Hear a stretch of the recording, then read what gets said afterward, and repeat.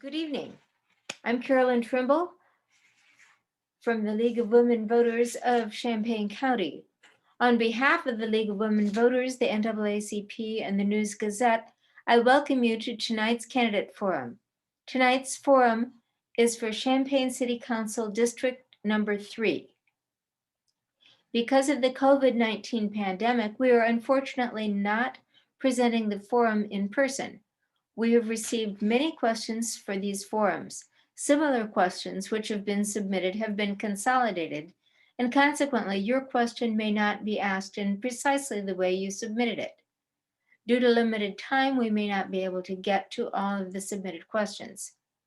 After the forum, this video will be available on the League of Women Voters YouTube channel and Facebook page. You can also find this video in the Nonpartisan Voters Guide at votechampaign.org. Each forum will be linked to the candidate's information. It will also be broadcast by UPTV. The UPTV schedule is available on the City of Urbana's website. I will be the moderator for this forum. The order for candidates is alphabetical. Therefore, Justin Hedricks will open, Danny Inguez will be next, and Matt Sullard will close. And then I will alternate the order for the questions that I ask.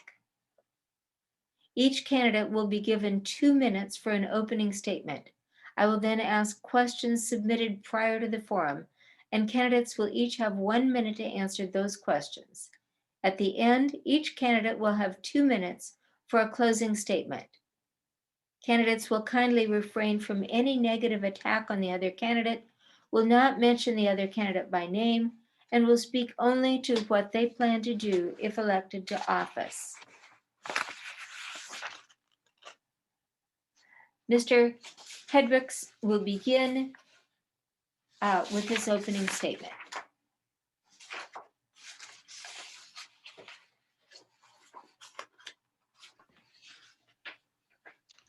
Hello, respectfully, can you mute your mic, please, respectfully?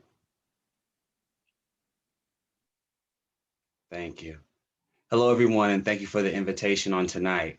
My name is Justin Michael Hendricks. I'm your write-in candidate for District 3 of Champaign. And here it goes. I am a native son of the city. I have walked the streets as a child. I know firsthand the disparities and desperate necessities for a city like Champaign-Urbana, especially a community like District 3. I have been quoted since 2003 in the News Gazette, combating against racial injustice, played in the halls of Countrybrook, a member of the Don Moya Boys and Girls Club, sang Christmas carols at the Round Barn Nursing Home, and even met Illini legends as a child at my late grandfather's Arnie Yarber's restaurant, the late original Po' Boys Barbecue. I am qualified for Champaign as it is home, and District 3 is in my heart. During the rebellion of May 2020, I have become a voice for the unheard in the city streets to communicate effectively with the media, police, community leaders, entities, and organizations to educate citywide a statement for change. My work since then has only created more change for the downtown areas of Champaign-Urbana, Fifth and Hill community, and the Louisiana Street neighborhood. If I'm able to navigate successfully throughout a twin city such as Champaign-Urbana, including UIUC, only one can imagine the impact that it can take within a community like District 3 that I can do. Again, my name is Justin Michael Hendricks. I'm your write-in candidate for District 3 this election season. Thank you. Okay, and next, Danny Inguez.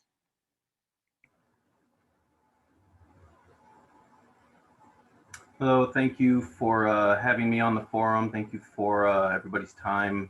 Matt, Justin, thank you for making the time. Everybody's time is important, and I know that this is important to all of us.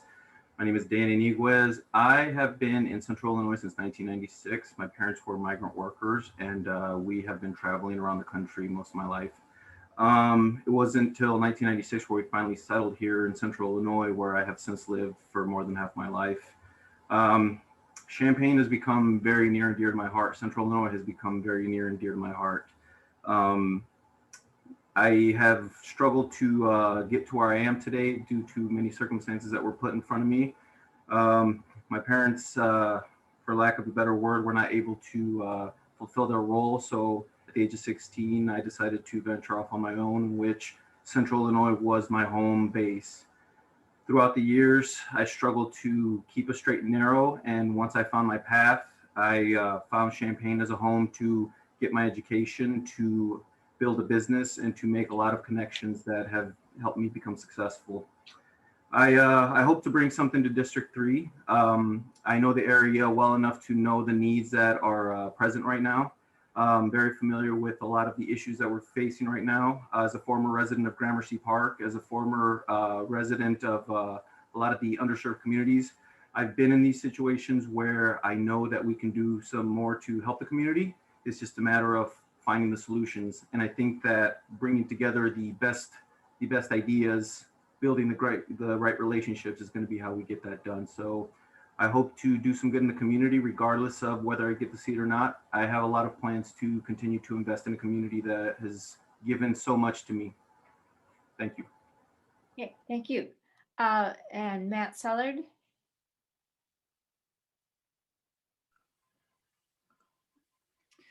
Hello, and thanks for having me. First, I want to thank the sponsors tonight, the League of Women Voters of Champaign County, the NAACP Champaign County branch, and the News Gazette for putting this forum together, and to the other candidates for being here to participate in this important step in the democratic process. I'm Matt Sullard, and I'm running for Champaign City Council in District 3. I'm a father, a husband, volunteer, and attorney, and I've spent my entire career in public service.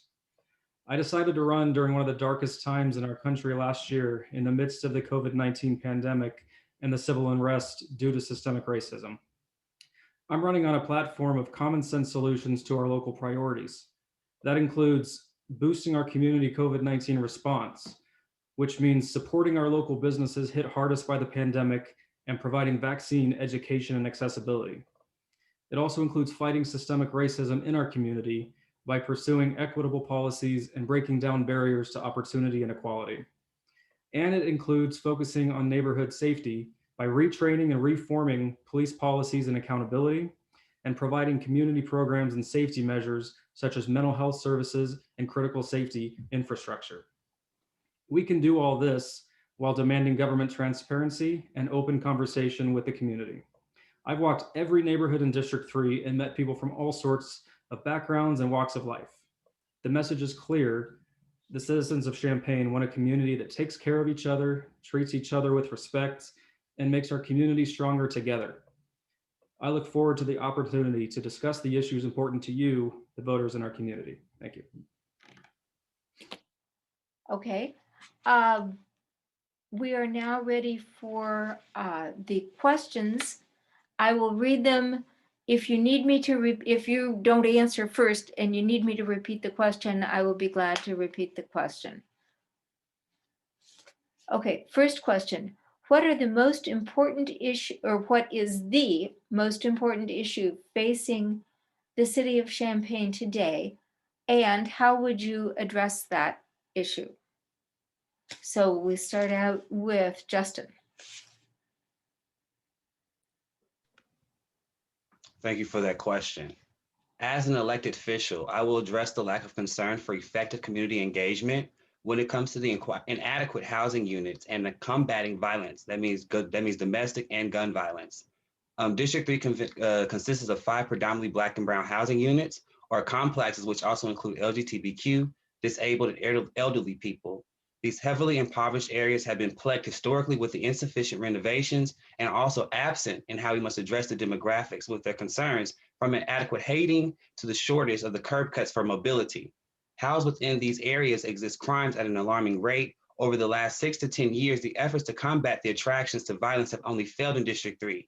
Before we begin having business over bodies advocated models, we must also begin to cease the high impact of casualty rates when it comes to women, children, unhoused people in these impoverished communities of District 3. This can only happen when we provide resources that reward skills, incorporate productivity, programming that ignites communities, and also establish a progressive community model. Thank you. Okay, and Danny?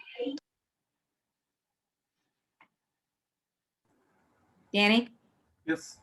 So the biggest issues, I believe, are all tied together. Obviously, crime is one of the biggest issues that we have been facing.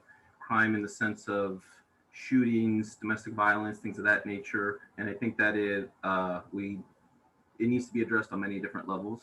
If we don't approach it from a resource perspective as well as getting to the root cause of it, we're going to continue to be dealing with these things down the road. I think that not only giving the resources necessary, but also empowerment programs to get to the youth so that the generations that are coming up are going to benefit long term. It's going to be a lot more effective than just attacking the issues one at a time as they're coming along. So for me, community engagement, community empowerment is going to be one of the biggest things that I like to work on. I coached junior high football for 9 years. I know the effects of what sports, arts, all these programs that will give the kids something to work towards is going to be very important. So that's something that's very near and dear to my heart, being somebody that has benefited from these things. Thanks. Okay, thank you. And Matt? So obviously the biggest, most pressing issue right now is still coming out of COVID-19 strongly. We need to educate and give access to the communities to know about the vaccine, be able to get the vaccine, because that's going to help the community the most in the long run. Systemic racism is still a huge threat to many members of the community. We have to work on not just the police end of it, where we can work on training, we can work on policies, but also the community ends of it, where we can bring mental health services to the neighborhoods. We can focus on critical infrastructure, things like street lighting. Safety in general is a huge problem. Funding for the appropriate safety measures in the neighborhood are very important. And I think by reaching out to individuals who are leaders in each neighborhood, we can find common sense solutions to these problems. Okay, thank you. So the next question is, I'm going to ask you, what is the second most important issue, or all of any order, but the other important issues facing the city of Champaign today, and how would you tackle addressing those issues? So this time we will start with Danny. Yeah, as I mentioned, a lot of these issues have underlying causes. And I think that for me, one of the biggest issues for the underserved community is financial literacy and community empowerment. If we're not investing in ourselves, if we're not reinvesting in the community, we're going to continue to see things stay the way that they are. I personally am wanting to invest more from my business, from myself. I started out just volunteering my time before I had any kind of financial success. And it all started with the children, the youth, and the ones that are going to make the biggest difference down the road. So for me, financial literacy, investment in our own community is going to be what's going to benefit us the most long term. It's going to undercut some of the biggest issues like crime, domestic violence, and broken homes. Again, something that I'm very familiar with. Thank you. Okay, Matt? So I'm going to talk again about the COVID-19 recovery and how we can support local businesses, as well as systemic racism, equitable opportunities, and then neighborhood safety. Specifically with mental health, with poverty, in my work, that's what I do. I help get services to those in mental health need. I get them to their treatments. People who are impoverished and are being targeted for property compliance or animal control issues. I help get with them, get them to where they need to be, rather than throwing fines at them and costing more money. We work together in order to get things improved. We work together to get animals out of abusive or neglectful situations. My specific work in the United Way programs that I've volunteered for, I'm a graduate of Emerging Community Leaders. I'm currently working with the United Way's Equity Challenge. I'm taking these challenges head on, learning more about them, and my leadership in YPCU has helped me engage with local businesses in the community as well. Okay, thank you. Justin? Thank you. The importance of District 3 and Champaign City Council is reacclimating education, advocacy, and community culture. As an educator and a preschool educator, I know the importance of academia and how we must ensure our communities and its schools establish a working relationship. As an advocate, I have performed duties as a member of Equality Illinois statewide and GLAD nationally to understand the socioeconomic disparities and discriminations that exist in legislation, social services, and impoverished communities, using civic engagement, holding public officials accountable. And when unable to create the necessary change, I'm able to provide myself. As a community engineer and creative hidden homeboy, I have been able to provide resources at an accessible rate to our most impoverished communities during the pandemic among Champaign-Urbana. This is including closets and also food pantries that you see around town. I have also been able to establish a humanity over charity mentality as among contributors to provide mutual aid, clothing, housing, and combating against food insecurities currently during the pandemic. Lastly, I have continuously addressed the historical plagues amongst Black and Brown communities, including LGBTQ and low-income whites, when it comes to inadequate housing, employment, positive community relations with police, and addressing gun to domestic violence in District 3. Thank you. Okay, thank you. Question 3, and we'll start this one with Matt, then Justin, then Danny. Question 3, could you describe your district in terms of its population and its needs? What would you say is the biggest need in your district? The biggest need in our district is quality representation. The district is extremely diverse. The Boulder Ridge, Sawgrass neighborhood is very different from Garden Hills or from Holiday Park. It takes someone who can go into each of those neighborhoods like I've done in my campaign so far. I've walked in every neighborhood and talked to people in every neighborhood and heard the issues that are important to them. What's most important right now is to have someone who is willing to go into each of those neighborhoods, have the conversations with the voters, talking about the things that are impacting their daily lives, like going into Garden Hills and talking about the drainage project and all the issues that are stemming from that, talking about the gun violence in the insecurities in West Springfield apartment complexes where I used to live until just a few months ago. That's what it takes right now in our district. That is extremely important. I feel like I'm the person who can best do that because I'm willing to walk these streets into each neighborhood and have these conversations. I have the experience and the skills to bring the answers to the people, and I appreciate that. Okay, Justin? Thank you. Honestly, growing up and living in District 3 has given me the experience already of doing a work of a council person. I am on site when crimes occur from domestic to gun violence, as I believe in safety and protection of human life. I canvass my community daily by foot, reporting of any debris, fallen trees, or blocked curb cuts to the city officials to clear the mobility for cleanliness. Historically impoverished communities that have faced adversities that most wealthier white counterparts in District 3 may not never experience or understand in District 3. I have a goal to be the beacon of intersectionality for constructive community conversation, as we must communicate in order to understand the transparencies to take place. Respectfully, I cannot speak on political issues when it comes to wealthier areas. However, I must say that I can exist as a beacon of in-between for both impoverished and non-impoverished areas to establish a communication amongst Black and Brown communities and also wealthier white counterparts that may not understand the disparities that exist within District 3. However, I do encourage everyone to reach out, and I will do the same as I encourage you all to write my name on the ballot this coming election season. Thank you. Okay, and Danny? Could you repeat the question one more time, please? Sure. Could you describe your district in terms of its population and its needs? And what would you say is the biggest need in your district? Yep. So our district is very unique. It's very diverse. We obviously have a huge disparity in terms of income and the way the household income is distributed. The biggest needs is going to be to bring up the areas of the community that are lacking in quality, in the resources that they need to have a clean community that they're going to have, feel proud of.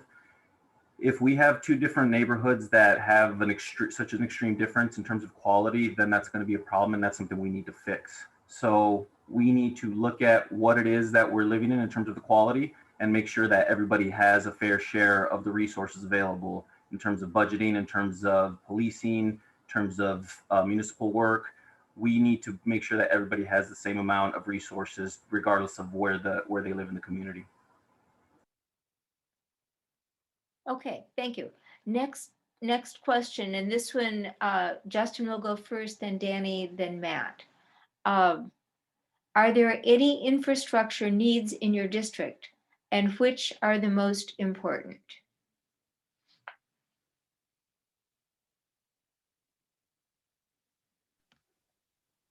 Hello, thank you for the question. When it comes to infrastructure in District 3, I would say what's most important is that we start beginning with the engagement of civic and community engagement. When we start establishing infrastructures of actually resource services, places that actually provide social services and education and healthcare. Primarily in District 3, there are more liquor stores and more gambling areas than what they are for educational resources for our youth, and also for social services for our elderly, and also those who may have illnesses that we may not know about. Also, with being in COVID, it's a shame that we have to walk 45 minutes out by foot as opposed to 5 minutes away for a liquor store conveniencing experience. I believe when we start establishing social services in District 3, as far as education and health, we'll be able to establish the right infrastructures for eliminating those disparities that do exist. Thank you. Okay, Danny? So aside from the general wear and tear of concrete, lighting issues, things like that, one of the biggest projects that I see that has been a continuous issue is the drainage situation in Garden Hills. I've been looking into what the reasoning is behind why it can't get done or what is slowing things down. But as a business owner, starting from scratch and coming from nothing, budgeting is one of my biggest pet peeves when it comes to running my business. So I need to, for me, there's just no excuse for having that issue be continued this long. It's been going on for a long time. I've asked questions, very hard questions, to the elected officials to why is this a problem? Why has this been a problem? And why isn't anybody doing anything about it? So as a representative of District 3, that's going to be one of my main focuses, is making sure that the disparity is not so overtly unbalanced. Okay, thank you. Matt? Thank you. So as far as infrastructure, when we hear a thing like lighting issues, that's not just a matter of where it's darker than other areas. That's a safety issue.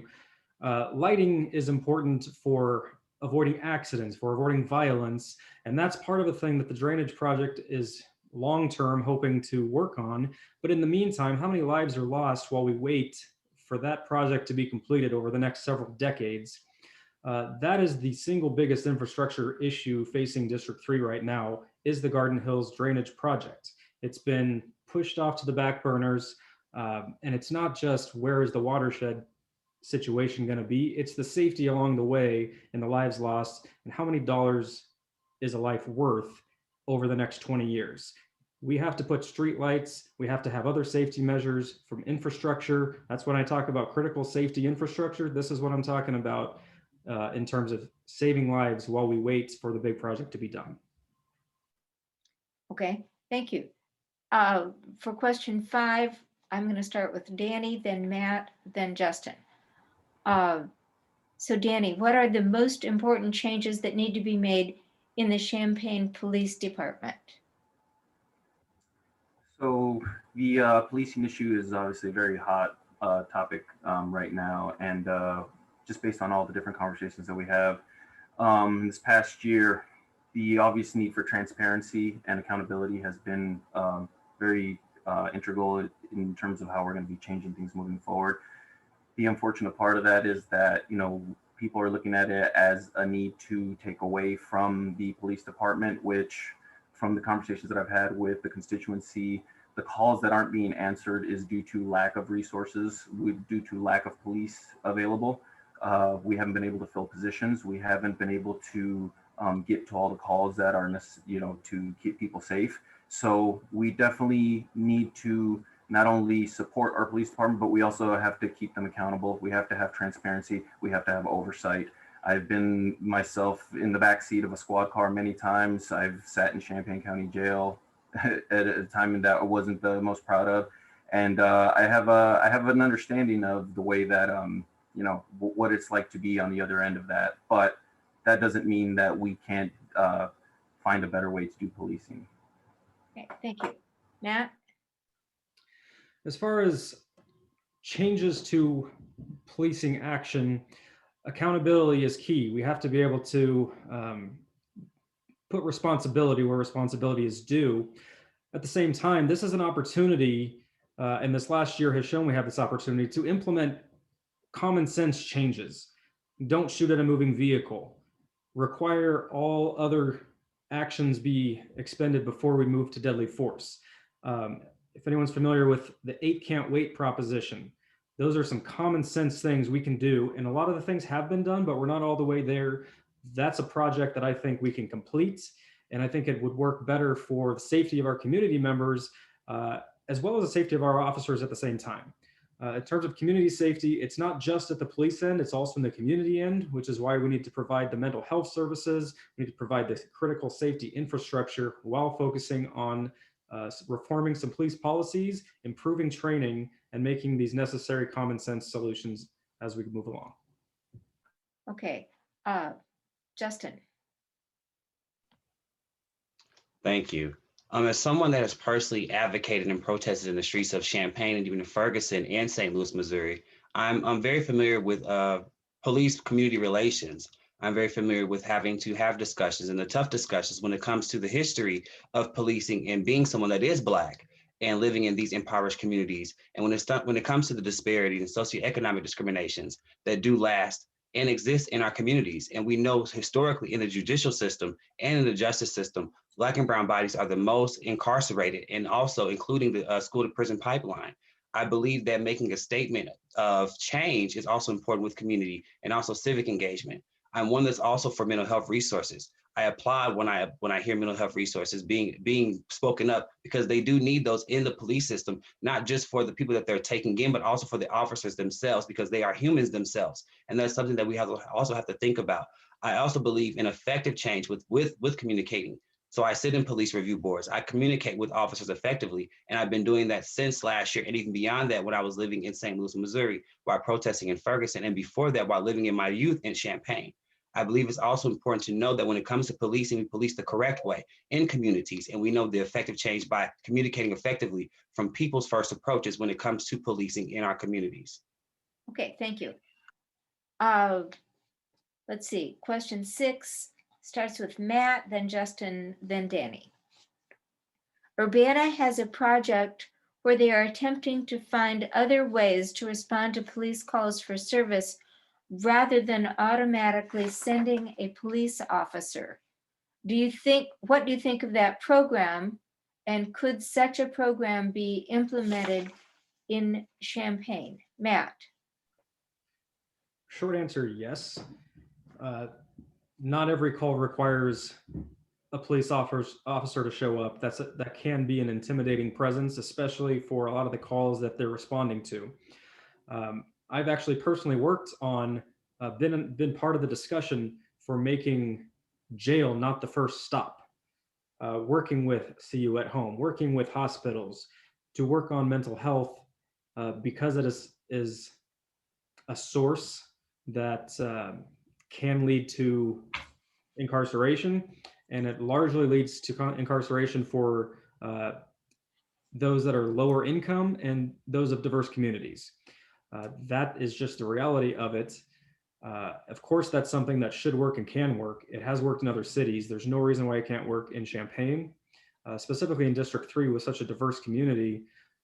That's exactly the sort of thing we should be pursuing. Okay, Justin? Can you repeat the question one more time, please? Sure. Urbana has a project where they are attempting to find other ways to respond to police calls for service rather than automatically sending a police officer. What do you think of that program, and could such a program be implemented in Champaign? My answer is that every program should always include mental health resources and also access at all times. When it comes to police relations, we must also include the fact that police are people, and people that have relations with the police are people themselves. Urbana has done a tremendous job. I have been one of the people that have been over in Urbana protesting for Leah Lewis during this unfortunate time of police brutality and injustice for social rights for Black people. This is nothing new to me when it comes to these situations. Even with Richie Turner, historically, I believe that Richie Turner would still be alive if he was given the proper mental health resources. As most of these calls, we know police are not trained in mental health resources, so therefore they do not want to respond to the calls correctly. the different extremes from these calls. They go from a domestic violence situation to a crime situation. Those are two extremities that involve two different type of mentalities that need to address the situation. We also need to also make sure that when we have policing and we have effective change, we need to also be inclusive of LGBTQ people, because we do have trans people, intersex people that do live in Champaign-Urbana in District 3 that I know personally. And therefore, when it comes to police relations, we also must also encourage and also include them to be inclusive and authentic to LGBTQ people at large when they come to these situations with policing. Thank you. Thank you. Danny? Yeah, so I definitely think that not only should we have some kind of effort to have support for the police officers to handle things like mental health issues, domestic violence, things like that. My sister currently sits incarcerated because of her mental health issues that continuously have her relapsing and having breakdowns. It's not fun, and it definitely breaks my heart. She lives in a place where they don't have those resources, and nothing is more dear to my heart than seeing somebody struggle with the mental health issues that they do. Again, like my sister has continued to do so. Not only would that program, a type of program like that, be beneficial, getting officers the support and training that they need as well, on top of having some support from someone else, having a partner that can mitigate certain stressful situations, as well as having a knowledge of what's going on.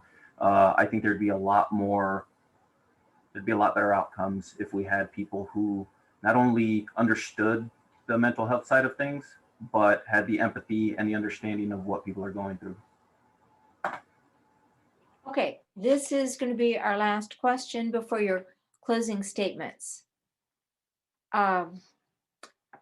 What do you think a citizens review board should, what role do you think a citizens review board should play? And what rights, such as subpoenaing police pocket officers or their discipline records, should a civilian review board have? And we start with Justin for this one.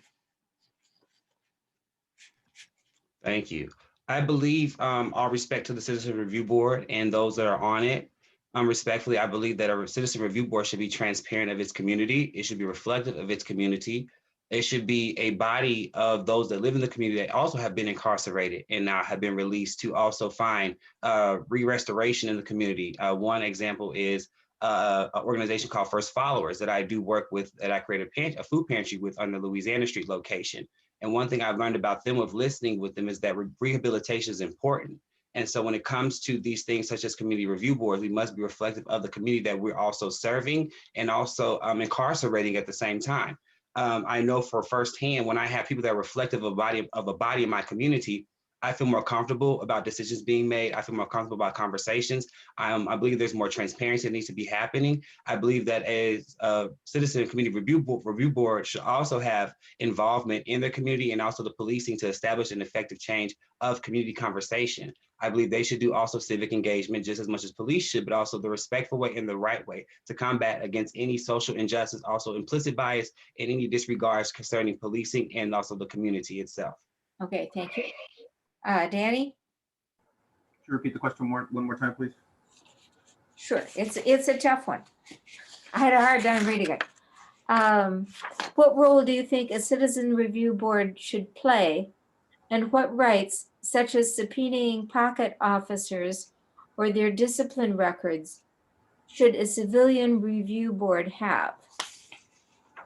I haven't had much experience with civilian review boards since I was a kid. I pretty much, what the law said is what I followed, and I've definitely had my fair share of disciplinary actions against me, and some that I thought were unfair.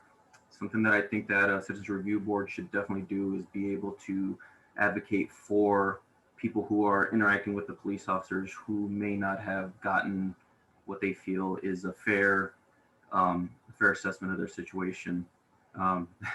I've been physically assaulted by a cop before, with no repercussion to him, just because this was the time.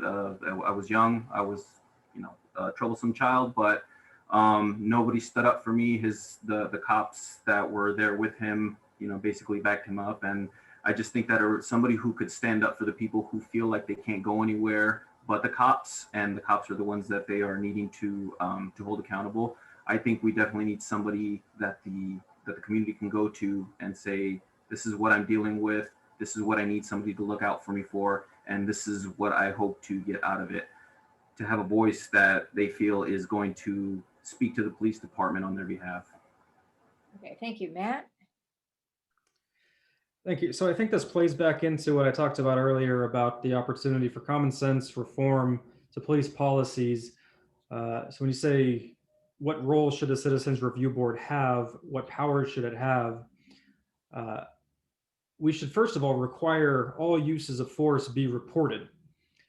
And all those reports should be given to the Citizens Review Board to review, just the same as the police internal review occurs. If that sort of exchange is happening, then subpoena power may not be necessary, but it has to happen or else it may be necessary. Part of that follow-up and investigation has to include the Citizen Review Board. They have to be able to get the same information. That's the whole point of it. If it's not getting the information that is the same as the police department, then they're not able to do their jobs. That's their entire point. So I think that falls right in line to the common sense solutions I've talked about that include police training and policy reform and enhancements that work toward community safety. Okay, thank you.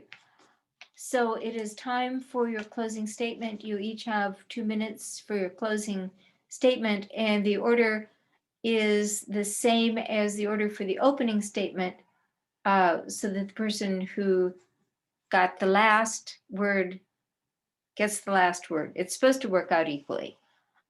So Justin, will you start, please? Thank you. Respectfully, in contrast to others, I have been educating, advocating, and cultivating the communities before making the decision to enter the political area. I have honest care, concern, and continuous compassion for my District 3 family, neighboring communities, and the city of Champaign-Urbana as a whole. The work I have done shows that my performance and potential are beyond a political move, but a genuine love for a people's first approach, as it is the people who we must put first before policy. Truthfully, the only way for this to happen, in District 3 especially, is to write my name, Justin Michael Hendricks, on your ballot this election season. Education, advocacy, and community culture. Thank you for your time. Okay, thank you. Let's see, next, Danny.